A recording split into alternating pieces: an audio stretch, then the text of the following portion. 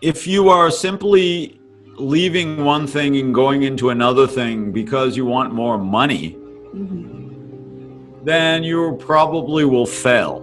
Remember, in life, you can't if you want to be really successful, you can't just be a sheep. You can't just be one of the herd. You have to lead yourself. You have to develop the ability to lead yourself. And if you can lead yourself, others will follow you. Okay, assuming you don't lead yourself over a cliff, which is also possible. If you only pursue bad opportunities, which I call opportunities, if you only pursue opportunities and you don't have a good way of choosing opportunities, then you can fall over a cliff. Then people won't follow you, obviously. But from the first day that he worked for me, he was always looking for ways to improve our operation, to do things better, and he was always pitching ideas to me. And not only would he pitch them, when I would tell him go out and do it, he would do it. He would get it done. He acted as if he had my job. Okay, obviously in a respectful way, but he behaved as if he was in my job in some ways. In other words, he was thinking for me. He was adding value to me. He was being of real service to me. He was thinking. So it got to the point where every day I would meet him and say, what should I do today? He was literally thinking for me.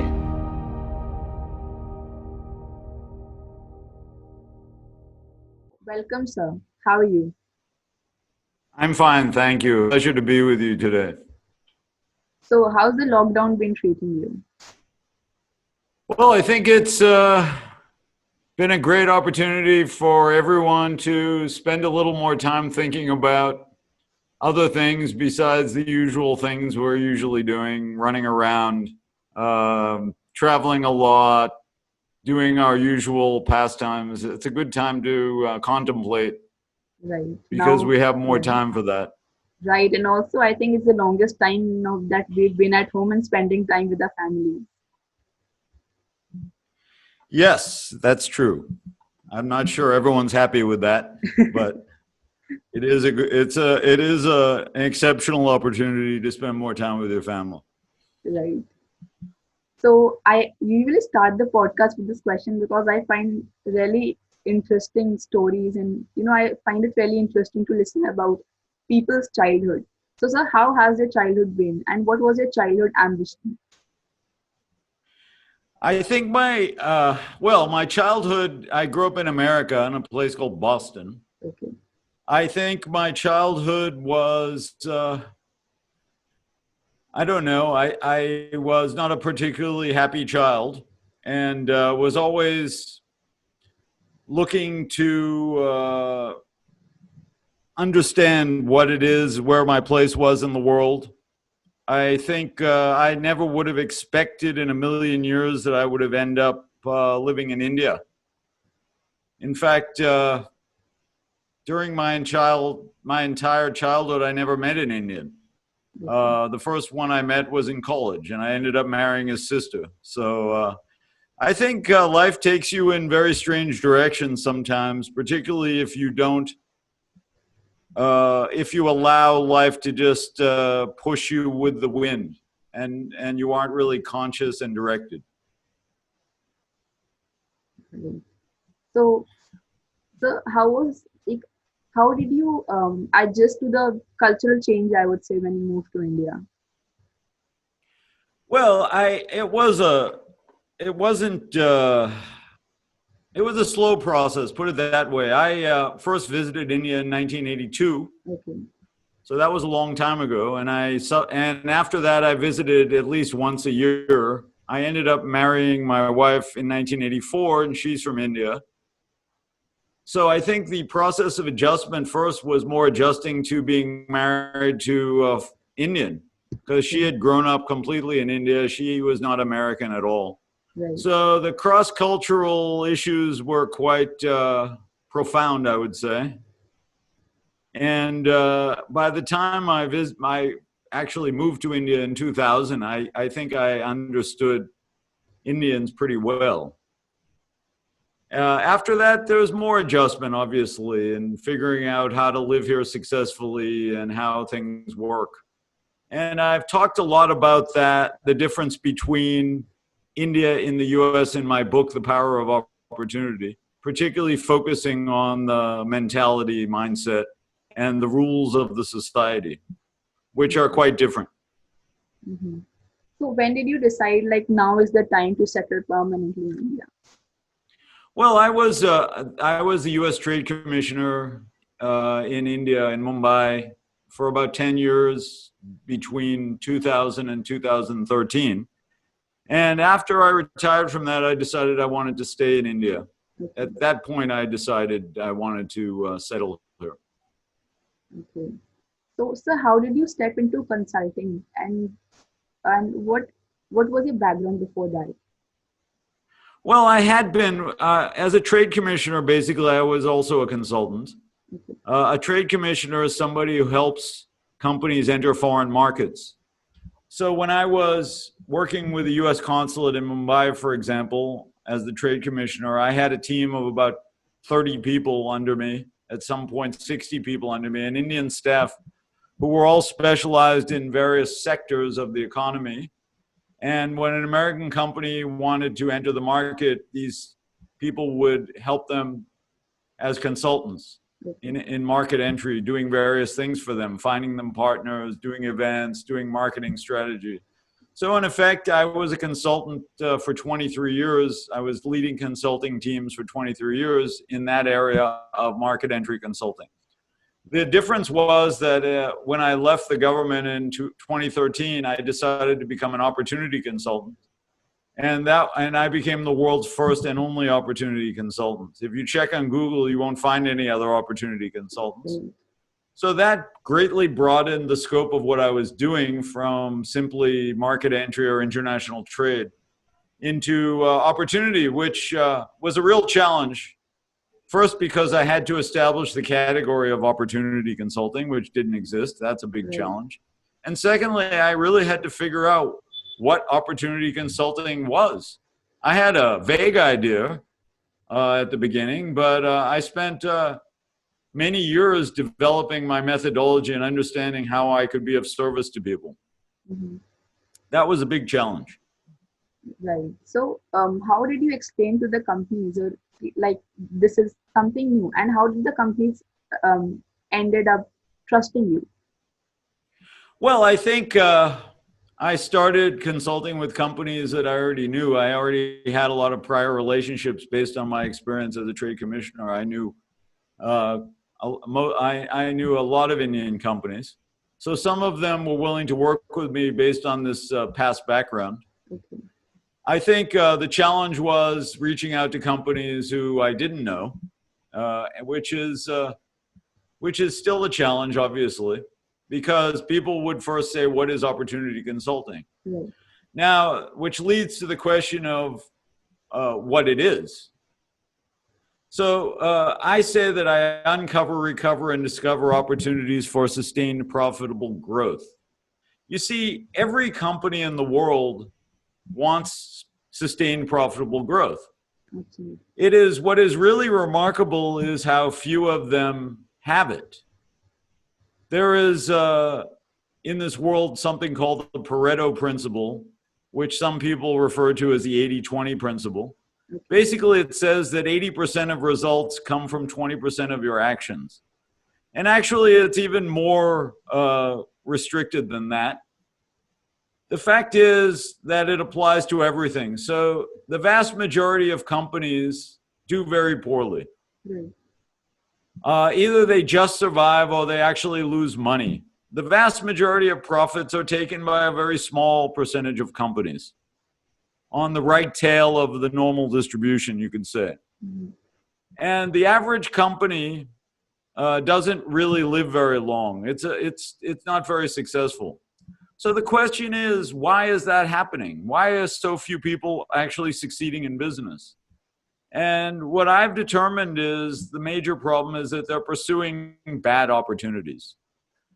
Most people, when choosing their opportunities, and this also applies to your career as well, it's not just to your business. most people, when pursuing opportunities, don't make a conscious effort of choosing opportunities carefully. I myself went through life for many years almost like a sailboat drifting in the wind. I didn't choose my opportunities based on a conscious, deliberate process. I sort of just went along with the flow. When things popped up, I said, okay, I'll do that. But I didn't really assess whether it was right for me. And so I think most people and most companies go through life that way. They either do things because other people suggested to them or tell them. They might go into a family business, or they might choose a career because their father or mother did it, or because somebody suggested it. But it's not necessarily correct for them. They don't necessarily have the ability to provide service. And why do the best companies make the most money? And why are they able to sustain growth? Why are the most successful employees so successful? Because they are capable of giving excellent service. Nobody makes money because they want to. Nobody gets rich because they're needy or greedy. People give you money because you are giving them service. Right. That is the key. The real bottom line is service. Okay. And if you can provide useful service to others, people will be waiting in line at your door. Right. But most people don't really look at business or career that way. They look at all about what's in it for me. People think, I want money. I want success. But they rarely think about what the other guy wants and how they're going to create a successful exchange of value with others. People are very egocentric and me-oriented. Right. I think the key to success is to find opportunities in which you have the capabilities to provide really fantastic and useful service to others. And you can do it in a way that is a fair value exchange with other people. And if you can do that, you will have people knocking down your door. But very few people do it, frankly. And it starts with you. Right. It doesn't start with the others. It starts with, what is my mission of service? What kind of service can I provide better than others that really means something to me, that is something I am strongly capable of doing, and that there is a need of, that there's a need in the market for. Right. So I think most companies simply choose opportunities by using a Xerox machine. That is not the correct approach. The correct approach starts with you and then goes to your model and then your market. It isn't based on greed or simply copying others. Right. So my next question was actually centered around the sustainable growth you're talking about. So, for example, this current situation is not very favorable for anyone or any company, I would say. But still, we find some companies doing extremely well. For example, Reliance is debt-free and Yulu raised $3.2 billion. And some are facing massive losses. So what are those companies doing differently, and how are they adapting to the current situation and making it so extremely well for themselves? And whereas the companies who are going in losses aren't. Well, I think it's simply a question of two things. Imagine if there was some sort of a natural disaster, and some people are more affected by it. Let's say you live near the shore or near the coast and there's a tsunami. You're going to be a victim of it. If you live on a mountain, you're going to be a beneficiary because people will come to you. Correct? This COVID-19 is a natural disaster. So initially, some people have benefited just by being lucky. I think the greatest example is Zoom, because we are talking on Zoom right now. Zoom's user base has gone from 10 million to 300 million virtually overnight. And it wasn't because of anything they did. It was because of luck. Okay? They were naturally adaptive to the situation. Reliance has also benefited from luck. Obviously, when people can't do things physically and they have to be distant from each other, there's more likely that they will use the internet and they will use e-commerce. So Reliance has been able to raise a lot of money quickly because obviously their business model is a beneficiary of the virus's environment. Right. All opportunities are created by changes in the environment. If there were no changes in the environment, there wouldn't be opportunities. So when there is a natural disaster, these changes automatically favor some people, such as Geo and Zoom. However, for the bulk of companies are not beneficiaries because their business models are not based on distance. Okay? Right. So how do companies like that adapt?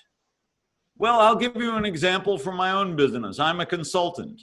So prior to COVID, in order to sell my services, my salesperson would have to go visit companies personally, try to meet the MD, arrange an appointment for me to meet the MD in person.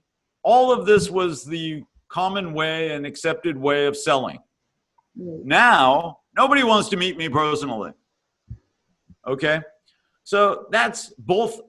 Now, some people could look at that and say, oh, that makes my selling impossible. But in fact, it's a huge opportunity.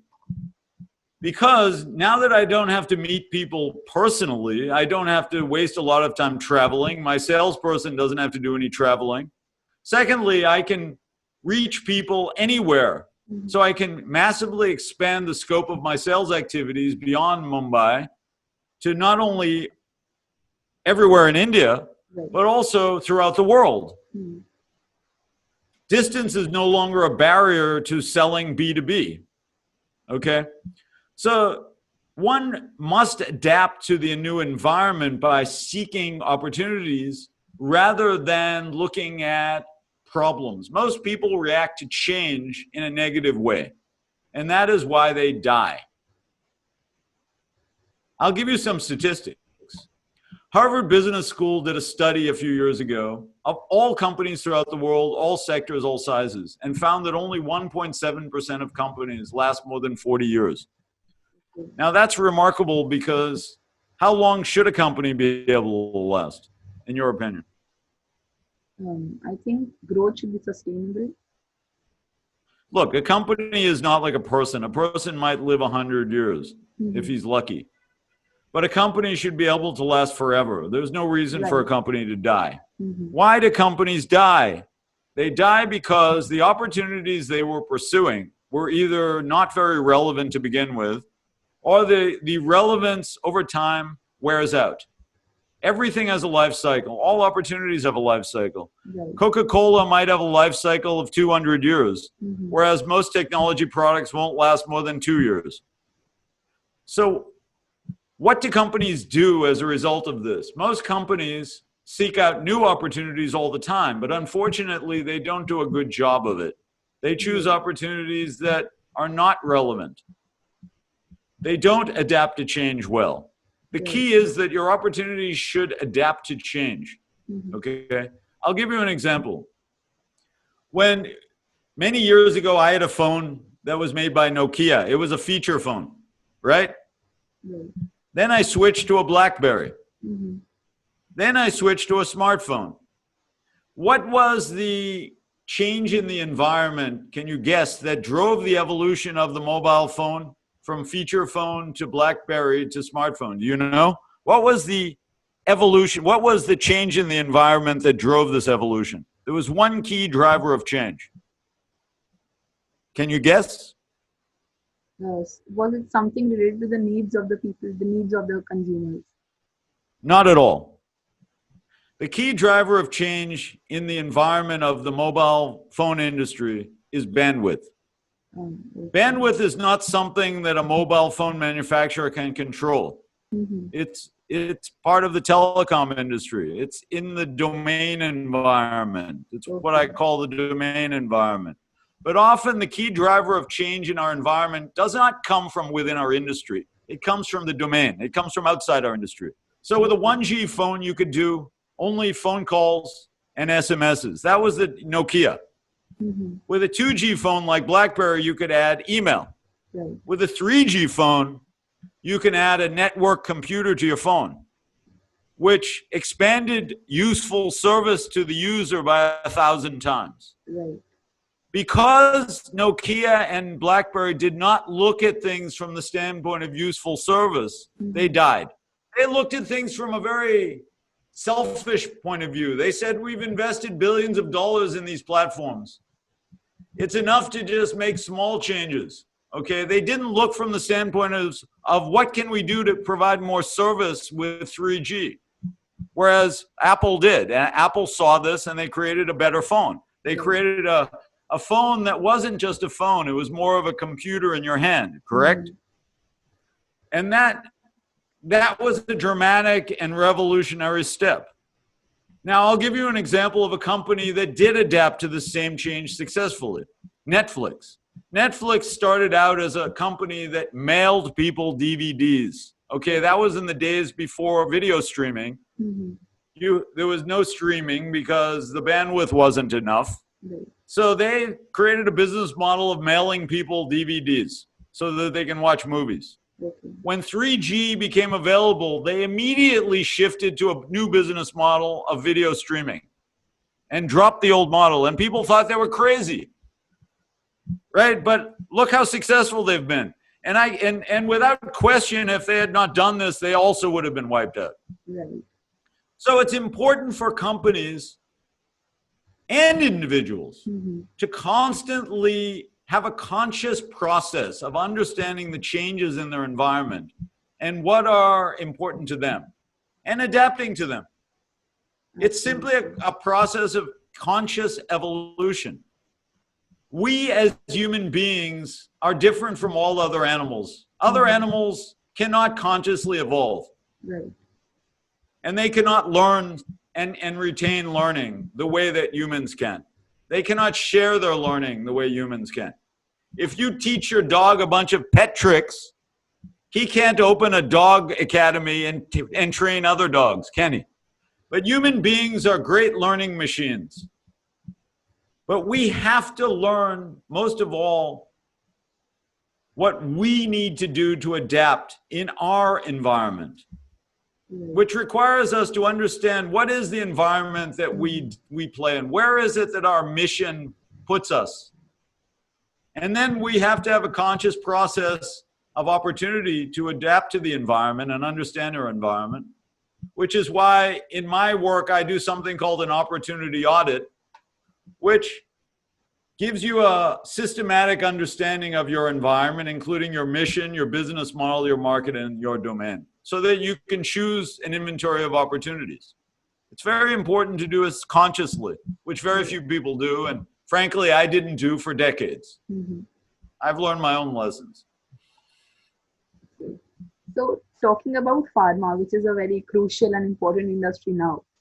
So Yes. I read the KPMG report that said the pharma industry in India will grow at a very fast rate, but the growth will also be determined by the API, that is the active pharma ingredients that are imported from China. So how do the pharma companies, how do the industry react to that, especially now that we are not on a very good terms with China? Well, I don't think the Indian government will be able to stop the import of APIs from China. Right. Obviously, drugs are essential items, and regardless of this ongoing dispute with China, it certainly would be not very intelligent of the government to cut off supply of APIs. Right. So that will continue. Right. I think the opportunity in general is for the Indian pharma industry to make its own APIs. I think this crisis is showing the weakness of supply chains for critical items. And countries around the world will want to have different sourcing hubs for APIs, which is a great opportunity for India. I think India has companies like Cipla and Sun and Lupin and others, which are capable of manufacturing APIs. I think the Indian pharma industry has gone through several years of struggle because they were under the gun from the US FDA. This has forced them to do a better job. I think the quality of Indian pharma manufacturing at the top level among the best companies that export a lot has improved greatly thanks to all the auditing and inspections done by the US FDA. They've been very tough on them, but that's for their own benefit. Now the next step will be for them to move into API manufacturing.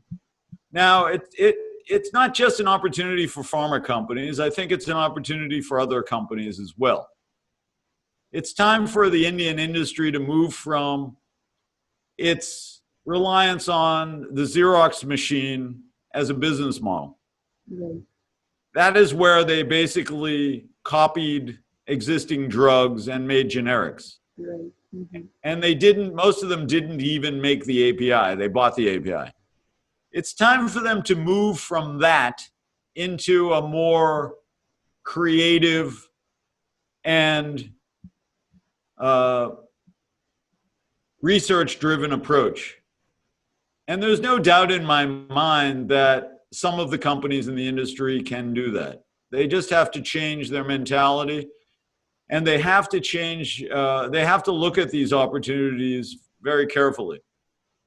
But I think it's a great thing. I think it's a great opportunity. They shouldn't blow it.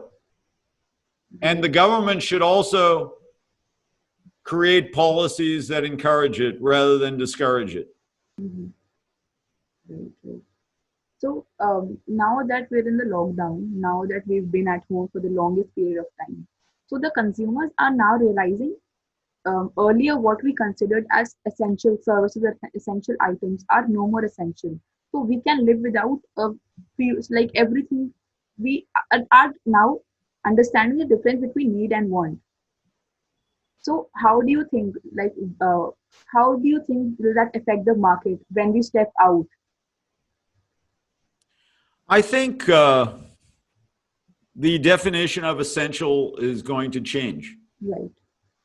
I gave the example in business where it used to be essential for me to meet somebody in person in order to sell my services or service the customer. It's no longer essential. So in some areas, people are learning very quickly that we can do things in a different and more efficient way, and we don't have to do things the old way. Right. I think there will be new items that will be considered essential. For example, I wasn't initially willing to pay for a Zoom subscription, but then I realized that I really had to pay for it because it had become essential. Absolutely. Right? I think the real question is also how long this crisis is going to go on for. The best and most realistic, I like to make judgments based on facts rather than hope. My view is that this situation is going to go on for about 2 years. And as a result, there's going to be a great deal of experience that everyone goes through, including the potential for repeated lockdowns.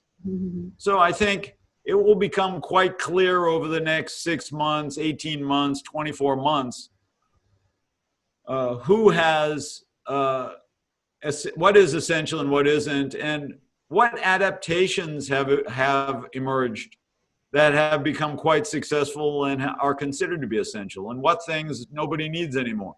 For example, there's no doubt that business travel will go down after the lockdown. People will realize, why should I waste time and money traveling when I don't need to, when I can do it on Zoom, right? So some things are pretty clear right now, but as we turn these new learnings into habits, they'll become more and more solidified in our day-to-day life and in our business life, and we won't even think about going back to the previous way. So, like talking about the travel industry. So, Yes. how do you think they should adapt to the situation, and how do you think they should come out stronger of this? Well, I'll give you an example from the past. In the 1940s and 1950s, before jet planes became common, I'd say up to the 1950s, for 200 years prior to the 1950s, how did people travel between continents? They traveled by ship. Right. So if you wanted to go from New York to London or Bombay to London, you had to take a ship, Mm-hmm. right? What happened when jet planes were invented and became common is that people stopped traveling by ship for Right. business or Mm-hmm. for most things. The shipping industry went through a period of extreme, at least the passenger shipping industry was severely affected, correct? The Right. same way that the train industry was affected in most countries. Mm-hmm. People like in America, people stopped traveling by train. They started using cars or planes, right? How did the shipping industry react to this and how did they adapt? How did they find new opportunities? Well, there was the emergence of cruising. People started, companies, typically new companies, emerged like Carnival Mm-hmm. that started offering cruise holidays. They changed the way ships were. They changed them from simply floating hotels into floating casino, entertainment centers, shopping malls. They radically changed them and upgraded the product. And as a result, the cruise industry became very large. In fact, you could say it's probably larger than it was in the 1950s. Right. So it's important to change the business model and say, okay, it doesn't mean ships are not a bad way to travel anymore. It's just that the utility that was focused on before is maybe not in demand so much anymore. We need to look for new forms of utility for the same product. Mm-hmm. Very often companies fail to adapt because they stick to the same form of utility without looking at new forms of utility. A good example is that one I gave you before, the BlackBerry, for example. Why shouldn't the BlackBerry company have invented the smartphone? They should have seen, okay, they knew 3G was coming. Right. They should have been able to look at all the utility we could give for our customers by adding a computer to our phone. Mm-hmm. Instead, they stuck to the existing forms of utility. They said, well, our users like the little keyboard. Frankly, the users couldn't care less about the keyboard. If you present them with a product that gives them 1,000 times more utility, obviously they're going to take that. Most companies die out and fail to adapt because they look at utility in a very self-centered way. They say, okay, we've built a factory for $1 billion, or we've invested so much in this product. Let us try to shove it down people's throats by making only minor tweaks. But when the game changes, when the environment shifts dramatically, you have to look at, okay, how can we serve people better? And how can we adjust our business model to provide more utility? Right. That's what everyone needs to look at, right? Mm-hmm. So, like talking about individuals here, how does one who's trying to figure out what to do in life, how to do in life, tap the right opportunities? Like, as you say, golden opportunities are not golden from the outside, but on the inside. Right. Golden opportunities. Everyone wants the golden egg. Right. But if you have a basket of eggs in front of you, you have a basket of choices. Unfortunately, the gold is on the inside, not the outside. It's not immediately obvious. Right. I would say it starts with you. Okay, if you're an individual person looking to understand what opportunities he or she should pursue in life, the first thing to understand is, what is it that I like to do and how can I be of service? Mm-hmm. Remember, Nobody gets rich because they're needy or greedy. Nobody gives you money because you want it. Right. People give you money in exchange for service. All right? So what kind of service can you provide? And it isn't just service in a very mediocre way. Most people, and I see this particularly in India, don't look at, even though India has a tradition of service, very often people don't have the right attitude toward it. They feel like, oh, I'm forced to do this kind of service because I have no other choice. For instance, they wanted to become a doctor but failed to get in, so now they're a dentist and they're not really happy about it, but they did it because it seemed like the only viable choice, so they never do a very good job. That's not how you should approach service. You should approach service from the standpoint of, how do I really like to serve? What is it that really makes me excited? Now, you know, there's the word passion that's thrown around a lot. Right. In my book, The Power of Opportunity, I talk a lot about mission rather than passion. Okay. And what mission of service would you like to ideally follow in life? You can turn that into a career. You can turn that into a business, but you have to be very careful about understanding that mission of service and learning from your past in what really excited you. All right. So I have a lot of questions in the chapter on mission that you can ask yourself, and you can seek out opinions from others.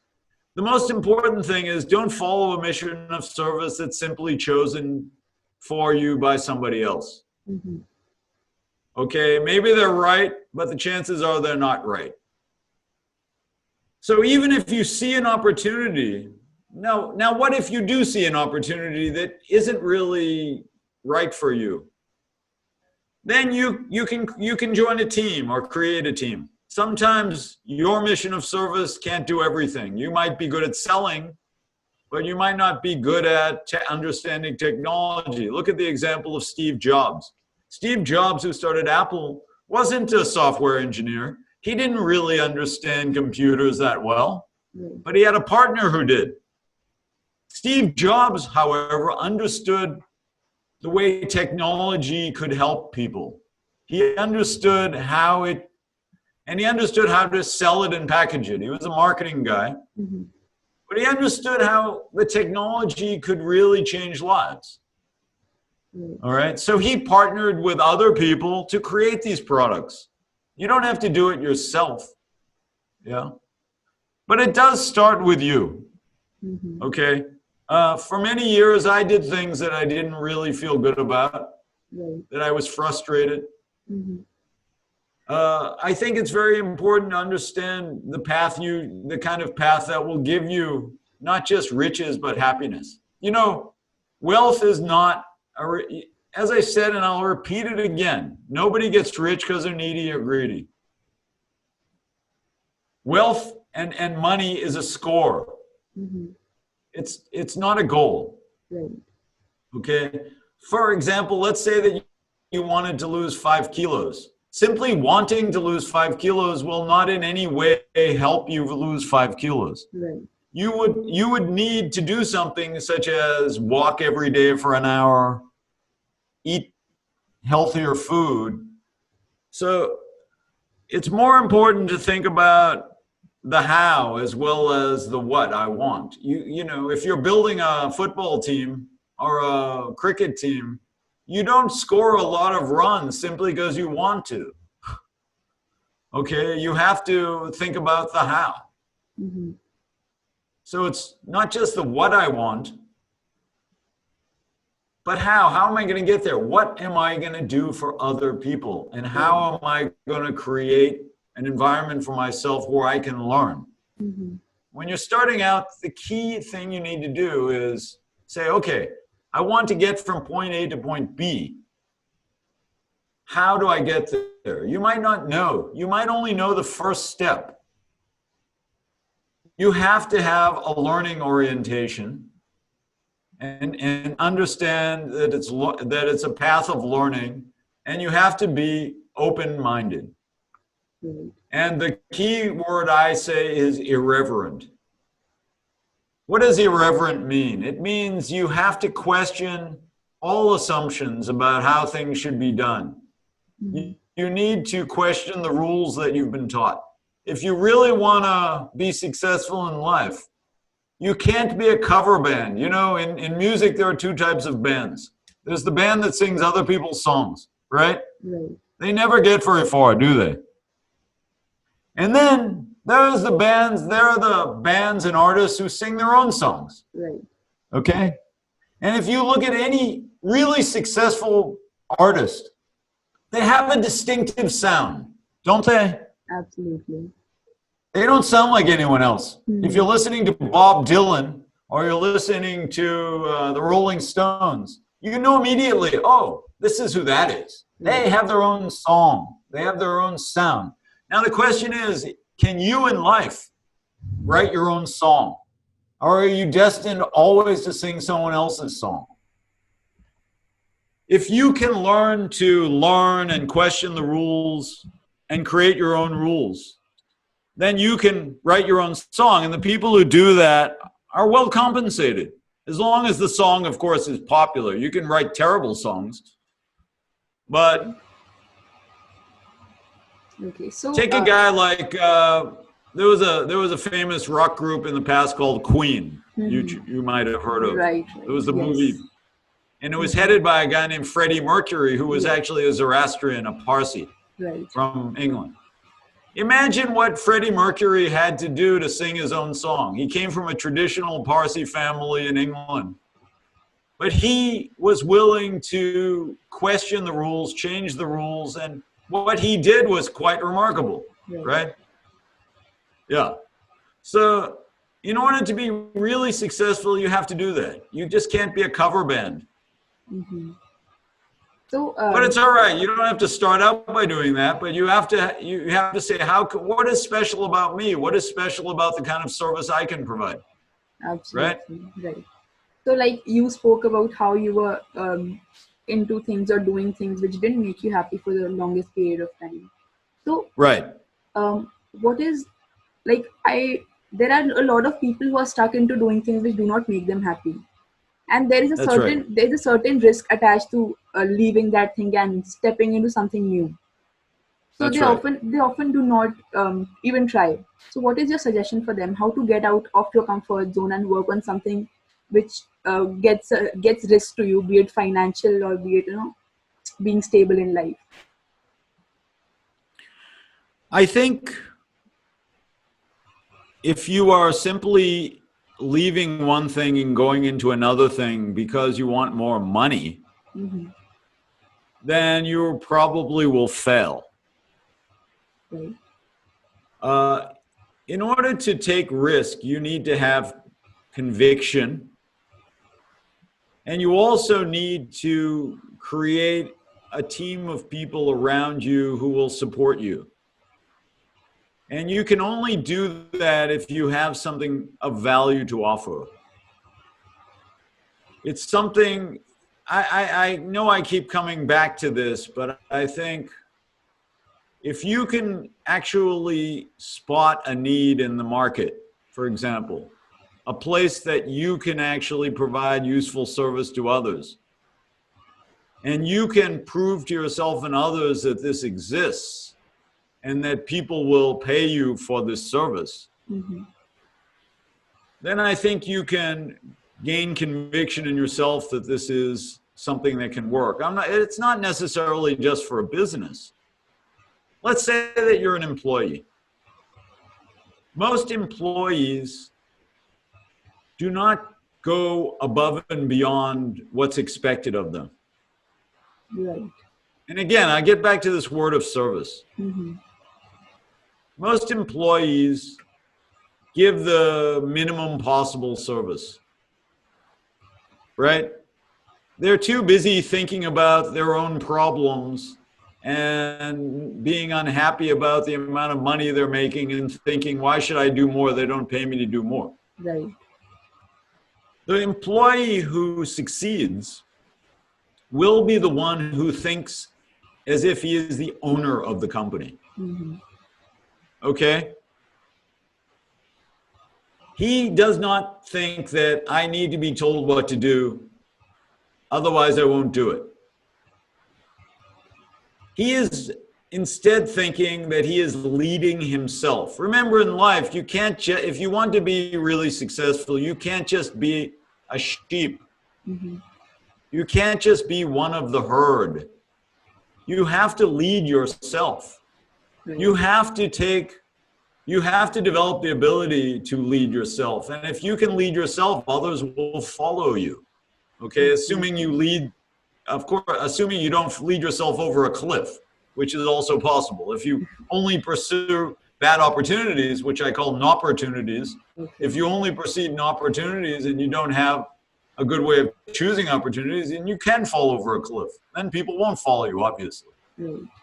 But if you, as an employee, think like a promoter. When I was working with the government, I had one guy working for me who had started at the bottom. He was from a poor community. He grew up in a chawl. He didn't go to the best school. But from the first day that he worked for me, he was always looking for ways to improve our operation, to do things better, and he was always pitching ideas to me. And not only would he pitch them, when I would tell him go out and do it, he would do it. He would get it done. He acted as if he had my job. Right. Okay, obviously in a respectful way, but he behaved as if he was in my job in some ways. In other words, he was thinking for me. He was adding value to me. He was being of real service to me. He was thinking. So it got to the point where every day I would meet him and say, what should I do today? He was literally thinking for me. I didn't have to think. Okay? Right. So that is how you should behave as an employee. It's a no-brainer. Mm-hmm. The fact that 99% of employees don't do this is irrelevant. Right. 99% of employees also don't rise to the top. They get stuck at their level of incompetence. Okay? That's all you have to do. Mm-hmm. Behave like the boss in a sense. Don't boss people around, obviously. I don't mean like that. But think like the boss. Think like the owner. If I owned this company, what would I do? Don't think like a guy who's simply sucking resources out of the company. Right. Right? You're not a mosquito. You're a value. You're adding value. You're not taking it away. Those are the people who rise to the top. It's very simple. They're always looking for opportunities. So in your book, what are the things you talk about if you want to give the listeners an insight in just a few lines? Opportunities are free. You cannot go to the opportunity shop and buy an opportunity because it doesn't exist. Opportunities are free and freely available to everyone in the world. Almost every fortune that was built in this world started with an opportunity. And many of the people who started those fortunes had nothing but an opportunity. What is wonderful about an opportunity besides the fact that it's free? An opportunity, a great opportunity, what I call a golden opportunity, attracts resources. Opportunities are like powerful magnets that attract all the resources and team you need to scale anything from a seed to a giant tree. A couple of years ago, I met a guy who had he was a young entrepreneur, I think 20 years old, IIT dropout. Mm-hmm. He had raised $20 million from Tiger Global, which is a major US venture capital firm. Now, do you think Tiger Global gave this fellow $20 million because of his track record? He had no track record. Tiger gives money to companies and entrepreneurs like this because of the potential size of the opportunity they're pursuing. They know that they can use the money to build the team and build out the business model so that this opportunity can grow into what it has as a potential, right? That is the power of opportunity. An opportunity can take you from something to nothing. The issue is that you must choose opportunities carefully, because out of every 100 companies, imagine what a VC firm does, or an angel investor, what they do to pick people they invest in. I have a friend, Sasha Merchandani, who has an angel investing firm, K Capital. He has to go through 3,000 companies a year to choose a handful to invest in. Mm-hmm. And why is that? Because most entrepreneurs do not put enough thought into the opportunities they choose to pursue. As I said, they either use the Xerox machine and copy somebody else, or they simply don't think through what they're doing. So in order to choose opportunities, two things are required. First, you have to understand the environment that you are dealing within. What is your opportunity environment? It's made up of four things. First, your mission. Second, your business model. Third, your market. And fourth, your domain, which is everything outside the market. Mm-hmm. You have to define that, and you have to explore that and understand. And you have to do a thorough exploration, what I call an opportunity audit, to understand your environment, because opportunities come from changes in your environment. And they are services you can provide to help other people adapt to changes in the environment. Mm-hmm. Then you have to make an inventory of your opportunities, and you have to evaluate them. And I have, in my book, explained how to do all of these things. But one thing is required before you do that. You have to actually be willing to think consciously and systematically. Mm-hmm. It helps to use a process. Right. Most people prefer to do things in a sort of uncoordinated, unsystematic way, where they just jump from thing to thing because they're too lazy or not bothered to think about a systematic process. What I have presented is a systematic process, which people can use. They can obviously adapt it any way they want to their own needs, and I hope people will improve it. But it really helps to use a process, and that's what my book, The Power of Opportunity, provides. My other book, which is called Master Opportunity and Make It Big, mm-hmm. is also useful because it is based on interviews I did with 18 Indian businessmen. I'm sorry, no women, but India has a shortage of female entrepreneurs, in my opinion. 18 Indian businessmen who have gone from rags to riches by pursuing opportunities. And it explains, in their words, it gives the lessons learned. It tells people about the journey, and the journey is never easy. Okay? Right. People also have to have persistence and resilience. And that's why they have to believe in their mission so much, because the journey of opportunity is not easy. It's a long journey of learning, okay, of struggle. But nothing good is easy. But it shows you all the lessons, and it's a very inspiring book. So I think it's also very useful for any aspiring opportunity seeker. So, sir, wrapping up the podcast with a question I really want to ask you, which is, what would be your message to the struggling entrepreneurs, or the class of 2020 who's just passed out, who's just graduated, and are figuring their way out and haven't been placed yet because of the current situation?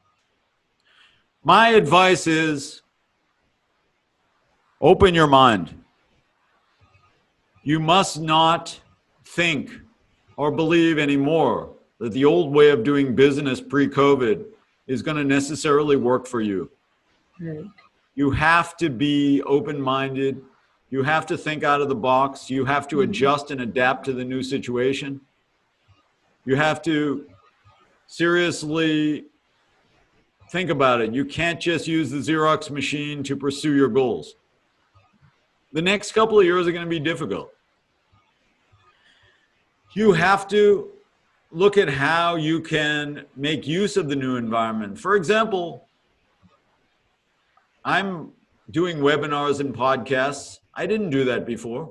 Right. Okay. Mm-hmm. So how can an aspiring job seeker promote himself or herself now?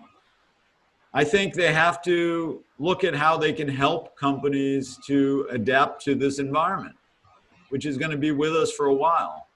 Okay. They have to show their value in ways that can help to adapt to the environment. And if necessary, if they can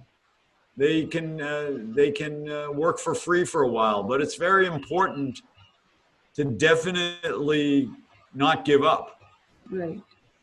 Okay. Don't think this is an opportunity to have a vacation for a year. Look at the situation realistically. Mm-hmm. The virus is going to be with us for a while. So we must learn to adapt, and we must take opportunities perhaps that maybe weren't ideal, but it's important, especially if you're a new job seeker, to start working.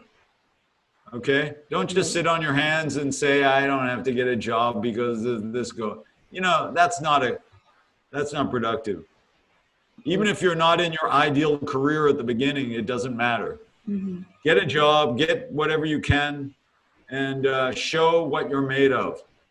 Show that you can add value and do service. And, I think for a job seeker or an entrepreneur, the key is to learn how to work and learn how to make a difference in the environment, learn how to be a good employee, learn how to give service. Years ago, at one point in my life, I had to work as a dishwasher in a restaurant. Okay. And I was a college graduate. Obviously, it's not the ideal career for me, but it was what I could get. I needed a job. I became a dishwasher. But within a few weeks, I was promoted because I went out of my way to always say, what else can I do for you? I went to the manager every day and say, can I help you with this? I see this issue. I see that issue. Maybe I can help. Mm-hmm. And so they promoted me. Within a year, I was managing a restaurant. I wasn't a dishwasher anymore. Okay. I was a manager. Okay. This is the attitude that you need to have as an employee. And it's also the attitude you need to have as an entrepreneur. Mm-hmm. With your customers. Okay. How can I serve you? Most people only think of customers as, mosquitoes think of your arm, something to be sucked dry. Okay. Right. You can't have that attitude. So that's what I'm saying. Keep the right attitude. Have the right mindset. Mm-hmm. Opportunity is as much about mindset as anything else. I cover this in my book, The Power of Opportunity. You must adapt an opportunity mindset. It all starts in your head. Okay? Right. So and that's what you can learn when you're starting out. Mm-hmm. So basically, how to add value to the company. That is what. Look, it's all about value. It's everything. Mm-hmm. If you want to get value in your life, everyone wants value. Right. You might define it differently. You might say it's money. You might say it's love. You can call value whatever you want. But if you want to get it, you have to give it. All value comes through an exchange. Mm-hmm. There is always an exchange. Right. So if you can give people value, in fact, I have something I call value arbitrage or opportunity arbitrage. The best opportunities are ones in which the other side thinks they're getting a better deal than you. And you think you're getting a better deal than them. Okay? Mm-hmm. The most successful products and services are ones in which you feel, oh my God, I'm paying too little for that. And they feel, oh my God, they're paying me too much. Right. Because each of you is doing so much service for the other side that you would never even consider giving up on them. Right. Okay? It's like, they're like your doctor or your somebody you can't live without. That is the best kind of opportunities. And if you can structure these kinds of value exchanges that have an arbitrage, you'll become rich like Apple. Right. That's the kind of thing they've done. Like Google. Google is a perfect example of a value arbitrage. Mm-hmm. Can you live without them? Do you pay them anything? You don't pay them anything. They're free. Right. What a great deal. But they are getting something from you. They're getting your data. Now, is your data of value to you at all? If you go out and try to sell your data, you're not going to get anything for it, right? But when they accumulate all the data of billions of people, it's valuable. So each side is getting a better deal. You're getting free Google, which is amazing, an amazing service, right? And they're getting free data. Right. Okay. So that's an opportunity arbitrage. It's an opportunity for both sides. These are the kind of opportunities that make you rich. Okay? This is the kind of opportunities. But in order to find these opportunities, you must have an attitude of service. Okay? Google didn't start out knowing how they were going to make money. Right. They started out by saying, we can make a better algorithm for search. Okay? And they did. And then they figured out later on how to make money. Right? Absolutely. So that's, all of us can do that. Mm-hmm. So that's the attitude you must have. Yeah. One question for you. How do the listeners reach out to you? What's the ideal way to reach out to you? Well, I would recommend that everyone visit my website, opguru.com. That's OPPGURU.com. You can send me an email to richard.rothman@opguru.com. That's RICHARD.ROTHMAN@opguru.com. Or you can find me at LinkedIn as Richard Rothman on LinkedIn. Any of these, I have another website called powerofopportunity.com. You can go there to register and get a free chapter of my book. Okay. So for the listeners, we'll also link us websites and LinkedIn in the bio. Yeah. Great. So I think you can go there and find all my contact information, and I'd be happy to hear from your listeners either through email or LinkedIn. No problem. So thank you so much for the time, sir. I would love the feedback of your listeners. Yes, sir. Yeah. Thank you for the time and the great insights. It was a really knowledgeable and insightful session for me. Thank you so much. It was a real pleasure talking to you today and sharing with your listeners.